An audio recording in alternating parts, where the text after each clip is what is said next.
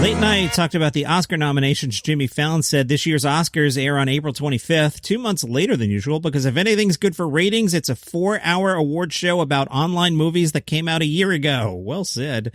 Fallon, the Netflix film Mank led the way with 10 nominations. That's basically one nomination for every time you paused Mank to check Instagram on your phone. I disagree, Jimmy Fallon. I thought Mank was fantastic, and as I watched it, it felt Best Picture to me. Back to the jokes. Kimmel, the most nominated film with 10 nods was Mank, which is the true story of how Herman J. Mankiewicz wrote the screenplay for Citizen Kane. That's right. It's a movie about another movie because there's nothing Hollywood loves more than itself. Fallon, here's some good news. This year's Oscar nominees are the most diverse ever. Meanwhile, Golden Globes voters were like, a lot of our best friends are diverse. Fallon, this year's nominees are the most diverse as opposed to the usual Oscar nominees, which looks like the crowd at a Steely Dan concert inside a Pinkberry. And Jimmy Kimmel said the Academy announced the ceremony will take place partially from Union Station this year in Los Angeles, which is where all the trains converge. That's exciting. This means this year Gary Oldman might accept an Oscar on a caboose. Wayne Brady is on a mission to spread the yes and gospel of improv far and wide. This from Variety. He says he's working on plans to build a business consulting firm that uses the tenets of improvisational acting to help coach executives and other leaders.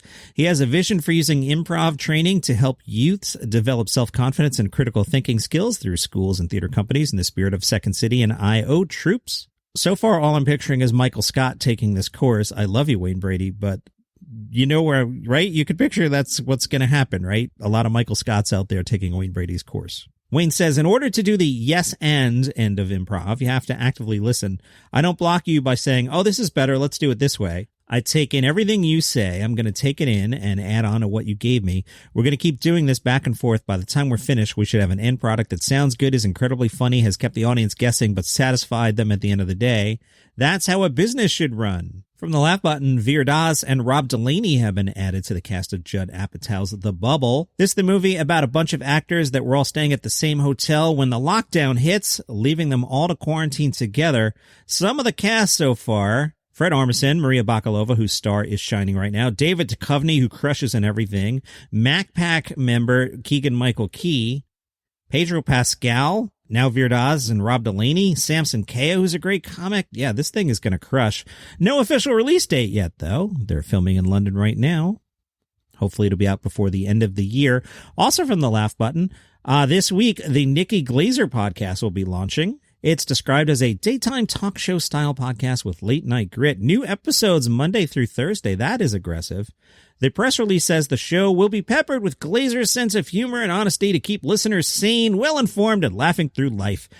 I've been on both sides of press releases. That means nobody knew how to describe this show. I'll read it to you again. Peppered with Glaser's sense of humor and honesty to keep listeners sane. That means nothing. That entire sentence means nothing.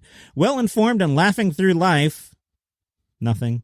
In each episode, Glaser and her co-host, stand-up comic Andrew Collin, will discuss the latest in pop culture, news, entertainment, and life, delving into honest discussions about dating, sex, relationship, mental health, motivational advice, and more. Let me break that apart again for you.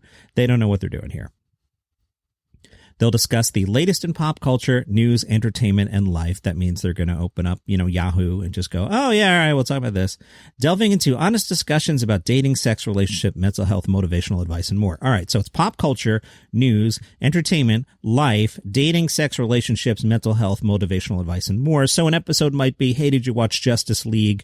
I'm feeling depressed and you should work out more. The podcast will feature various laugh out loud segments, including Between You and Me, You Heard It Here First, Mental Health Moment, and Is It Textual or Sexual, and many more. Also, each week will feature a celebrity guest joining them as well. I'm sure it'll be terrific, but that sounds all over the place. Do you hear my voice giving out again? That's because I taped Friday and Saturday back to back. I got a soccer tournament with the kids. Need to get ahead on the work. So I'm going to take a sip of this iced coffee. It's the same one from the end of yesterday's episode, and there was one sip left if you listened yesterday. So I'm going to take it here.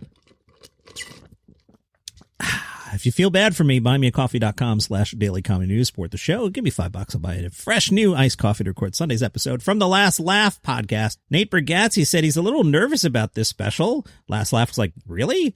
Nate said, yeah, just because I had to close an hour before the pandemic started, but I would have had 50 theater shows to hone in that hour, and that all went away, so we weren't doing anything. I thought, all right, and I was hoping to do a special. It's been 2 years since the Tennessee Kid. I did those drive-in movie theaters to warm up for this. I mean, you're always nervous before a special comes out because most people are about to see this, and I'm doing it live, and it's going good. But if you're watching me live, I can control things. I can put out fires, but people are going to be at home watching it. So you're always a little nervous when it's about to come out. This could be terrible. I have no idea. Last laugh was like, I imagine in a drive-in, it's very difficult to judge whether something's funny or not. Nate said, you can't really do new stuff. You get no response. I mean, you can hear some people sometimes up front, but some of the shows were the best shows I've ever done in my career. I mean, one in Chicago specifically, I'll remember it for the rest of my life.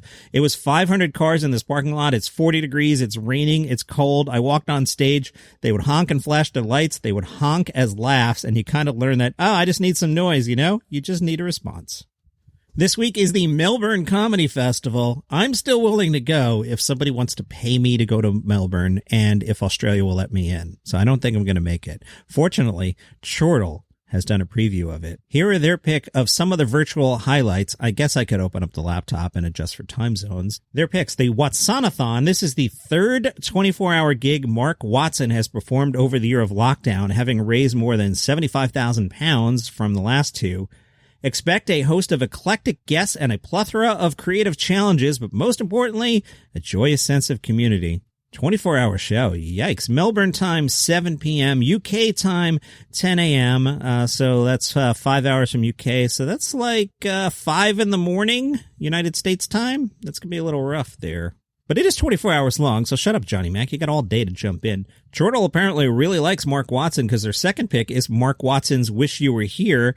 Watson is hosting 2 showcases of international acts who should be at the festival, but aren't promising mini comedy shows in our houses, gardens, garages, game show formats, challenges, songs, and poems. Really anything we can do to get the attention of the Melbourne public in the absence of an actual work visa. That one's on Monday, Melbourne time, 8 p.m. You guys can do your own conversions. Next show they like is 21 Years of the Comedy Zone. It's a showcase for a showcase. Every year, a handful of up-and-coming comedians perform under the banner, often as the next step after coming through the raw competition for very new acts. Many alumni have gone on to great things. I'm a big fan of showcases at festivals. If we ever get to go to Montreal, we should all meet up. Like, we could go to shows together and grab beverages. All right, summer 2022, we all meet up in Montreal. The showcase show will be available on demand until April 30th. That's good. That gives me plenty of time to catch up on it. Next show they like is Lawrence Lung Connected. The super smart and cheerful comedian and trickster is always a highlight of the festival whenever he performs. This year, he has created a show specifically for Zoom. In the comfort of their homes, audience members will be guided through mini experiences where the idea of connection will be explored. Can participants read each other's minds through a screen? This sounds like a lot of fun. Will complete strangers discover remarkable coincidences? Are we all connected? That one is Friday, March 26th and April 2nd, 9th, and 16th. Melbourne time, 8 o'clock. Do your own conversions. Chortle also likes Special Guest and Friends. It's a streaming comedy showcase every Thursday. The lineup, not familiar names to me, so I doubt they are for you. So I'll move on. Not being catty there, but like, all right, you know what? I challenge you. Do you know who Cassie Workman, Jude Pearl, and Aurelia St. Clair are? Well, they're on the March 25th show. That's why I didn't read the names. And there's 4 more shows. I'm not doing that. Indian All-Stars Comedy Showcase streaming live from the subcontinent. A selection of stand-ups from the Indian comedy scene. Again, these will be names that most of us don't know. I know you know them, but I don't. But that sounds pretty cool. I'm seriously, let me drop the cattiness in my voice. I really like seeing international comedians. I always find them more interesting, especially candidly, I find the American stand-up scene quite boring right now. I like what's coming out of the UK and Australia. So I'd be interested in seeing the Indian All-Star Comedy Showcase. And I have deep dove on Netflix. If you really try, there are a bunch of Indian stand-up specials on Netflix if you really go down into the menus. That one's on April 6th. And a free-to-view documentary called Comedy Rooms of Melbourne, a 4-part documentary series offering a peek behind the curtain of the year-round comedy gigs in the city, focusing on comics who test out jokes and try to make a living out of comedy in venues such as Cooper's Inn, Local Laughs, Catfish Comedy, and Basement Comedy. New episodes go out every Saturday night in Melbourne time and will be able to stream until the end of April. If you want to check all this out, go to the Melbourne International Comedy Festival website or the article, which I'm quoting from on Chortle.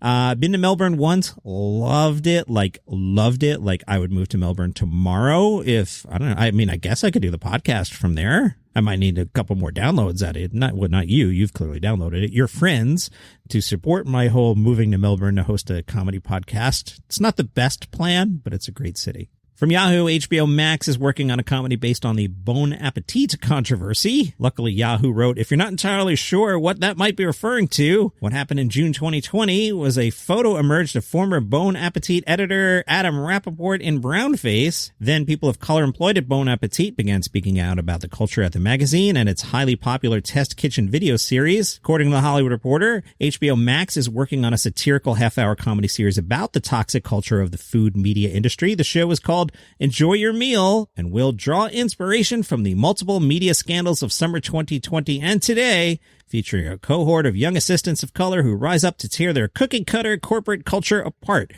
Cookie-cutter corporate culture. That was hard to say. That is your comedy news for today.